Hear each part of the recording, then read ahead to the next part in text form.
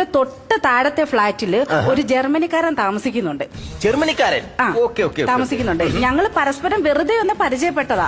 പരിചയപ്പെട്ട് ഇപ്പൊ അതങ്ങ് ഭയങ്കര ശല്യമായി. ശല്യമായിട്ട് ഇപ്പൊ പുള്ളിക്കാരനെ വിസയും പാസ്പോർട്ടും ഒക്കെ റെഡിയാക്കി വെച്ചിരിക്കുക, എന്നെ കൂടെ ജർമ്മനി കൊണ്ടുപോകണമെന്നും പറഞ്ഞിട്ട്. അവിടെ വരെ മൂത്തോ കാര്യങ്ങള്? ഇപ്പെന്ന് വെച്ചാ അത് എന്റെ ഭർത്താവ് അറിഞ്ഞു. ഭർത്താവ് അറിഞ്ഞ അതിലപ്പുറം പ്രശ്നമായി. ഇപ്പൊ ഈ ശല്യം എങ്ങനെയല്ലോ ഒന്ന് ഒഴിവാക്കി തരണം. അപ്പൊ അതാണ് പ്രശ്നം. അപ്പോ ഈ ജർമ്മൻ എന്ന് പറയുന്ന പ്രശ്നം, പ്രതാപ് എന്ന് പറയുന്ന രണ്ട് പ്രശ്നങ്ങൾ ഇങ്ങനെ നിൽക്കുകയാണ്. അത് ഒഴിവാക്കി തരണം. ഒരു കാര്യം ചെയ്യ്, ഞാനൊരു തകിടങ്ങ് ജപിച്ചു തരാം. ആ തകിട് ഈ പറഞ്ഞ പ്രശ്നക്കാലം വരുന്നിടത്തും കുഴിച്ചിടുക.